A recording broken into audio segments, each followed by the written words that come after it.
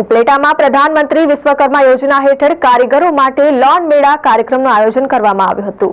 રાજકોટ જિલ્લાના ઉપલેટામાં પ્રધાનમંત્રી નરેન્દ્રભાઈ મોદીની યોજના કે જે નાના માણસોની રોજગારીને ધ્યાને લઈ શરૂ કરવામાં આવી છે તે વિશ્વકર્મા યોજનાનો દરેક નાના અને ગરીબ માણસો જેવા કે સુથાર, લુહાર, દરજી, વાણંદ તેમજ દરેક કારીગરને રૂપિયા 2 લાખ સુધીની લોન મળી રહે તે માટે ઉપલેટા બક્ષીપંચ મોરચા દ્વારા કાર્યક્રમનું આયોજન કરવામાં આવ્યું હતું, જેમાં દરેક નાના લોકોને આ યોજનાનો લાભ મળી રહે તે માટે વિસ્તૃત માહિતી અપાઈ હતી।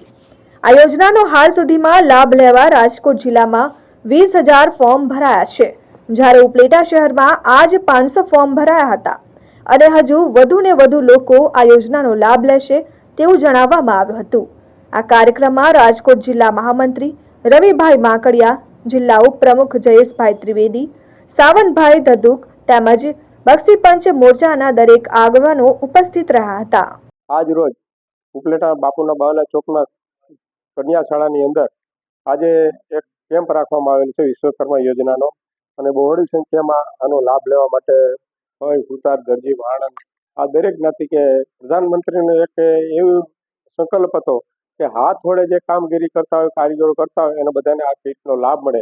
આ સરકાર દ્વારા જે આ ફોર્મ જેનું પાસ થશે એને 15,000 જેવી એક વાઉચર મળશે।